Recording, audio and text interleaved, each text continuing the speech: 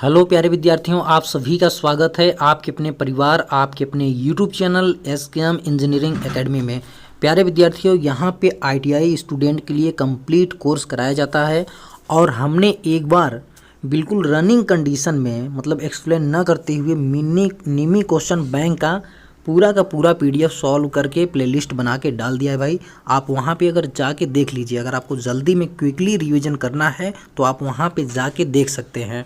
और हम ये फिर मतलब छोटे छोटे क्वेश्चनों में डिवाइड करके एकदम बिल्कुल अच्छे से इसको पढ़ा रहे हैं, एकदम बेसिक तरीके से एक एक कंसेप्ट को हम यहाँ पे क्लियर कर रहे हैं।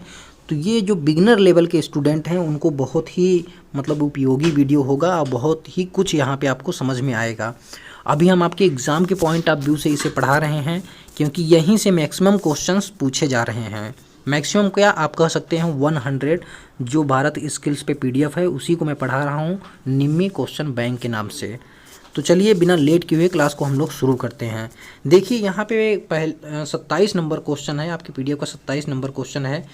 डीसी जनरेटर में पोल शू का उद्देश्य क्या है। देखिए यहाँ पे क्वेश्चन है डीसी जनरेटर में पोल शू का उद्देश्य क्या है। देखिए पोल शू क्या होता है ये आप जान लीजिए, उसे मैं बेसिक क्लास में बता चुका हूँ। आपके स्टेटर पे या योक पे, ठीक है, इस तरह से क्या होता है एक पोल बना होता है और ये जो जूते के आकार का होता है, ठीक है, पोल शू इसे कहते हैं। और इसका काम क्या होता है, क्योंकि ये रोटर को घेर के कवर करके रखा होता है, इस तरह से झुका के इसे बनाया जाता है। जैसे आपका शावर होता है जो पानी बरसाने के लिए, क्योंकि शावर को इस तरह से क्यों बनाते हैं ताकि आपके शरीर पे समान रूप से पानी गिरे, चारों तरफ से पानी फैल के गिरे। तो ये इसका आकार इसीलिए इस तरह से बनाया जाता है ताकि रोटर पे यूनिफॉर्म समान रूप से फ्लक्स का क्या हो, वितरण हो भाई। ठीक है, तो देख लीजिए यहाँ पे। तो यहाँ पे हम डायरेक्ट हर ऑप्शन को नहीं पढ़ते हैं, सिर्फ जो सही ऑप्शन है उसी को पढ़ते हैं ताकि टाइम का थोड़ा बचत हो जाए। देखिए, spread out flux uniformly in the air gap, ठीक है, ये एयर गैप है। यहाँ एयर गैप में यूनिफॉर्म अगर फ्लक्स सेपरेट होगा, फैलेगा, तभी तो इस रोटर पे आएगा। ठीक है, रोटर ना कह के एयर गैप इन्होंने कह रखा है भाई यहाँ पे। तो ठीक है, एयर, देखिए एयर गैप में समान रूप से फ्लक्स को फैलाएं। ठीक है, इसका काम यही होता है। तो आंसर डी यहाँ पे बिल्कुल राइट होगा। आंसर डी क्या होगा, बिल्कुल राइट होगा। चलिए नेक्स्ट क्वेश्चन की ओर चलते हैं भाई। देखिए यहाँ पे नेक्स्ट क्वेश्चन है, डीसी जनरेटर में स्प्लिट रिंग का क्या उद्देश्य है। स्प्लिट रिंग का क्या उद्देश्य है भाई। ठीक है, स्प्लिट रिंग को ही हम क्या कहते हैं, कम्यूटेटर। क्या कहते हैं भाई, कम्यूटेटर। और ये कम्यूटेटर किस चीज़ का बना होता है। देखिए आप पेन कॉपी लेके बैठिए, हम बहुत ही मोस्ट इंपॉर्टेंट क्वेश्चंस के साथ साथ आपको अच्छे अच्छे पॉइंट भी बताते जा रहे हैं जो आपके एग्जाम के लिए बहुत ही ज़्यादा बेनिफिट होगा। तो कम्यूटेटर जो होता है हार्ड ड्रॉन कॉपर का बना होता है। किसका, हार्ड ड्रॉन कॉपर का, जिसे कठोर कर्षित तांबा भी हिंदी में कहते हैं। ठीक है, अब देखिए कम्यूटेटर का काम क्या होता है। तो आप जानते हैं जनरेटर जो होता है उस जो मेन ईएमएफ इंड्यूस होता है वो एसी प्रकार का होता है, एसी प्रकार का करंट होता है। तो उसको एसी से डीसी, क्योंकि डीसी जनरेटर है तो हमें जो चाहिए लोड पे वो क्या चाहिए, डीसी चाहिए। तो कम्यूटेटर का काम होता है एसी को, ठीक है, एसी को इसका काम होता है डीसी में चेंज करना, ये होता है कम्यूटेटर का काम। ठीक है, तो चलिए देखते हैं। निरंतर वोल्टेज बनाए रखे, धारा को एक दिशा में एकत्र करना, ठीक है, collect the current unidirectional, brush पर वोल्टेज ड्रॉप, ठीक है, रेडियो की तुलना में टर्मिनल वोल्टेज बढ़ाएं। ये इन दोनों में ऑप्शन में से ये गलत है। तो इसमें से जो आंसर होगा, देखिए यूनिडायरेक्शनली, ये क्या है, ये करंट है, देखिए बाई डायरेक्शनली है, एक बार पॉजिटिव फिर एक बार निगेटिव। और डीसी में होता है यूनिडायरेक्शनल करंट, मतलब कांस्टेंट करंट। तो यहाँ से कौन सा ऑप्शन बी होगा, बिल्कुल राइट होगा भाई। ऑप्शन बी क्या होगा, बिल्कुल सही होगा। चलिए नेक्स्ट क्वेश्चन देखते हैं। नेक्स्ट क्वेश्चन देखिए, जनरेटर में ब्रूस बनाने के लिए किस सामग्री का उपयोग किया जाता है। तो देखिए कार्बन और ग्रेफाइट, देखिए यहाँ पे ये ऑप्शन बिल्कुल सही होगा। ये सब एकदम बिल्कुल रटा होना चाहिए। कार्बन और ग्रेफाइट का यूज किया जाता है ब्रूस बनाने के लिए। ठीक है, ये छोटी मशीन के लिए सही है, लेकिन बड़ी मशीन में हम किसका यूज करते हैं भाई, कॉपर का यूज करते हैं, ताकि बड़ी मशीन में कम से कम वोल्टेज ड्रॉप हो, इसलिए हम किसका यूज करते हैं, कॉपर का। और बेसिकली अगर कुछ ना दिया हो तो आप हमेशा याद रखें कार्बन का ही मतलब कार्बन को ही सही करेंगे। क्या करेंगे, कार्बन एंड ग्रेफाइट। ठीक है, कार्बन का ब्रूस बना होता है। ठीक है, चलिए देखिए एक जनरेटर में योग और ध्रुव के मध्य से चुंबकीय सर्किट कैसे पूरा होती है। ये कह रहे हैं एक जनरेटर में, ठीक है, योग और ध्रुव के माध्यम से चुंबकीय सर्किट कैसे पूरा होती है। तो चलिए आपको बता दें भाई, देखिए ये यहाँ पे हम बना दे रहे हैं क्या, ये आपका योग हो गया, ठीक है। चलिए इसको अच्छे से समझ लीजिए आप, ये योग हो गया और यहीं पे आपका क्या होता है भाई, यहाँ पे होता है आपका, ये होता है ऐसे पोल बना दिए हमने, ठीक है। चलिए कम से कम यही पोल हम लेते हैं अभी, ये हो गया आपका पोल, ठीक है ना। और यहाँ पे आपका क्या होता है, बीच में यही रोटर होता है और ये सॉफ्ट हो गया, ठीक। अब देखिए जो आपकी सर्किट पूरा होती है वो कैसे होती है भाई, यहाँ पे देख लीजिए आप। पहले देखिए ये मान लीजिए आपका यन हो गया और यहाँ पे ये हो गया यस, ठीक है। अब देखिए अब ये जो आपका चुंबकीय फ्लक्स जो निकलेंगे ये कैसे जाएंगे, इस तरह से यन से निकल के ऐसे जाते हुए यहाँ से घूम के, ठीक है, ऐसे कंप्लीट हो जाएंगे, यन से निकलेंगे इस तरह से ये जाएंगे, ठीक है ना। तो देखिए ये कैसे पूरा हो रहा है, ये आपके योग से पूरा हो रहा है, फिर ये आपके पोल से पूरा हो रहा है, फिर यहाँ आर्मेचर, ये क्या है, आर्मेचर कोर से पूरा हो रहा है। किससे भाई, आर्मेचर से पूरा हो रहा है, आर्मेचर से होते हुए यहाँ सर्किट को पूरा कर रहा है। तो यहाँ पे राइट आंसर कौन सा होगा, आर्मेचर कोर से, ये होगा बिल्कुल राइट आंसर, आर्मेचर कोर से क्या होगा, पूरा होगा ये सर्किट, ठीक है। चलिए नेक्स्ट क्वेश्चन की ओर चलते हैं, ठीक है। बहुत अच्छे से पेशेंस के साथ पूरा वीडियो देखिए भाई, अगर वीडियो पसंद आता है, समझ में आता है तो कमेंट करके मोटिवेशन भी करते रहिए, ठीक है, मतलब मोटिवेट करते रहिए। आपके मोटिवेशन से हमें नेक्स्ट वीडियो बनाने के लिए प्रेरणा मिलती है भाई, ठीक है। आपके कमेंट्स से ये सब चीज़ें, लाइक और शेयर ज़रूर कर दीजिए। अगर आप हमारे चैनल पर नए हैं तो चैनल को सब्सक्राइब भी कर लीजिए। चलिए देखते हैं भाई, डीसी शंट जनरेटर में लोड बढ़ाने पर टर्मिनल वोल्टेज कम क्यों हो जाता है। देखिए अगर आप लोड बढ़ाएंगे, ठीक है, कह रहे हैं लोड बढ़ाएंगे तो आपको पता होना चाहिए लोड करंट जो आईएल होता है यह भी बढ़ने लगता है। लोड बढ़ाने से क्या होता है, लोड करंट भी बढ़ने लगता है, ठीक है। अब लोड करंट बढ़ेगा तो भाई आपको पता है आईए का मान भी क्या होगा, बढ़ेगा। अगर आईए का मान बढ़ेगा तो एक तरह से कह देंगे वोल्टेज ड्रॉप भी बढ़ेगा, या तो इसमें जो ऑप्शन दिया है उस ऑप्शन के अनुसार आर्मेचर रिएक्शन जो होता है यह भी बढ़ने लगता है, आर्मेचर रिएक्शन इफेक्ट भी और अधिक होने लगता है और प्रभावित होने लगता है। ये आर्मेचर रिएक्शन क्या होता है भाई, देखिए जो ये आपका ये आर्मेचर होता है ना, आर्मेचर, ठीक है, आर्मेचर, ठीक है, इसमें क्या होता है जब हम इसमें करंट फ्लो कराते हैं, ठीक है, तो यहाँ पे क्या होता है, यहाँ पे करंट फ्लो होने के कारण यहाँ से फ्लक्स निकलना शुरू होता है। आप जानते हैं किसी भी कंडक्टर में करंट फ्लो कराएंगे तो उसके चारों ओर क्या फ्लक्स निकलने लगते हैं ना, ये तो पता ही है।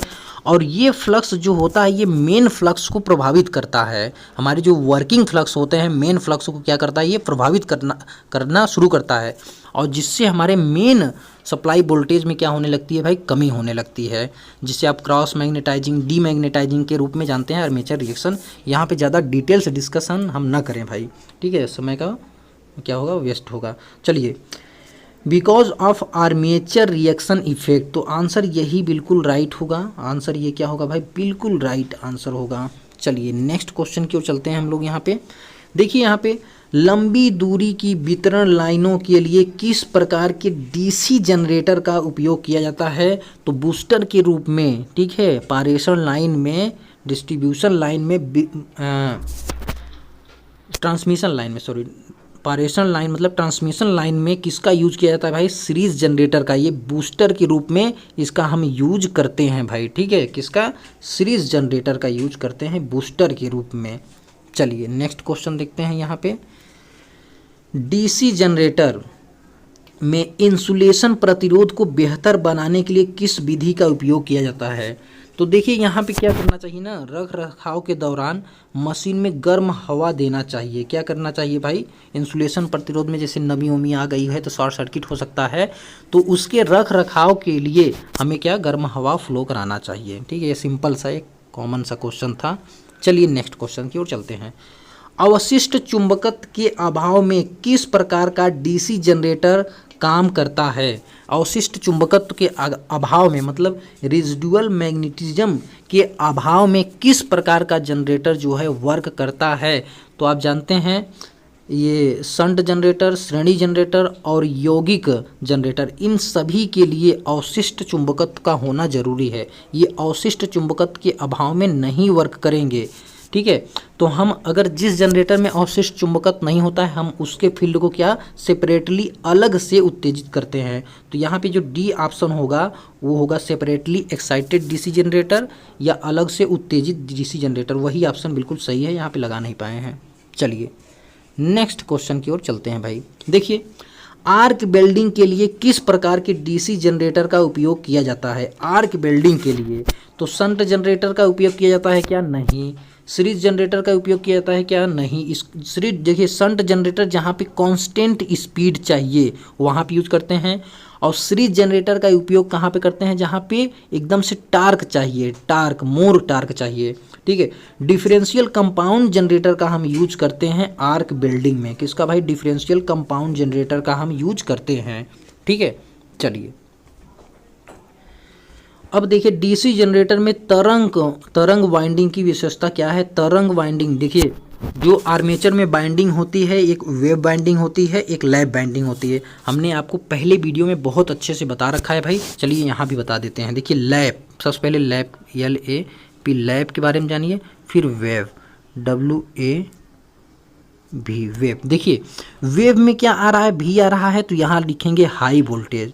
इसका वोल्टेज क्या होता है भाई? हाई होता है, और करंट जो होता है वो क्या होता है? लो होता है भाई, ठीक है। तो हमसे क्या पूछा है? हमसे वेव बाइंडिंग पूछा है, तो वोल्टेज हाई, वेव आ रहा है ना यहाँ से, वोल्टेज हाई और करंट जो होता है वो क्या होगा? लो होगा। और जस्ट इसका उल्टा यहाँ पे हो जाएगा, जस्ट उल्टा लैप में हो जाएगा, लैप बाइंडिंग में, ठीक है। अब यहाँ पे देखिए क्या है, तो वोल्टेज हाई रखना है, करंट लो। तो देखिए कहाँ पे दिया है भाई, चलिए, लो करंट लो वोल्टेज नहीं, हाई करंट लो वोल्टेज नहीं, लो करंट हाई वोल्टेज, लो करंट और हाई वोल्टेज, ठीक है। यही ऑप्शन सी बिल्कुल राइट होगा। ऑप्शन सी क्या होगा? बिल्कुल राइट होगा। और हम इसको पहले वीडियो में अच्छे से एक्सप्लेन कर दिए हैं, तो यहाँ पे कोई कारण नहीं बनता है। चलिए भाई देखिए, जनरेटर में कम्यूटेटर संयोजन में प्रयुक्त प्रतिरोध तार का उद्देश्य क्या होता है? जनरेटर में कम्यूटेटर संयोजन में प्रयुक्त प्रतिरोध तार का उद्देश्य क्या होता है? ये प्रतिरोध क्यों लगाए जाते हैं भाई, ठीक है। कम्यूटेटर संयोजन में ये प्रतिरोध क्यों लगाए जाते हैं? देखिए, कम्यूटेशन के प्रभाव को कम करने के लिए, कम्यूटेशन का प्रभाव क्या होता है भाई? जब आप देखिए यहाँ पे ब्रूस लगा होता है, जब ब्रूस क्या होता है, एक खंड से, मतलब एक ये कम्यूटेटर खंड है एक और ये दो, ठीक, 1 2 3 4 खंड बनाए गए हैं। तो जब ये एक खंड से दूसरे खंड में जाता है, तो यहाँ की जो करंट होती है ना वो रिवर्स हो जाती है, ठीक है। तो एक खंड मतलब करंट रिवर्स से पहले या रिवर्स के बाद, ठीक है, एकाएक करंट में परिवर्तन होता है, जिससे स्पार्किंग होने लगती है। तो इस करंट को क्या मतलब धीरे से ये रिवर्स हो, धीरे से रिवर्स हो के यहाँ पे आए, तो इसके लिए यहाँ पे क्या लगाते हैं भाई? रेजिस्टेंस, ताकि करंट का जो रिवर्सल हो ना, मतलब वो क्या हो? स्मूथली हो, ठीक है। रेजिस्टेंस लगा दिए हैं तो धीरे से करंट रिवर्स होगी, तो स्मूथ हो, कम्यूटेशन अच्छा हो, इसके लिए हम यहाँ पे रेजिस्टेंस का यूज करते हैं। तो देखिए यहाँ पे smooth reversal of current direction, धारा की दिशा आसानी से पटलन हो, मतलब आसानी से बदले, ठीक है। ऑप्शन डी बिल्कुल राइट है। चलिए भाई नेक्स्ट क्वेश्चन देखते हैं हम लोग यहाँ पे।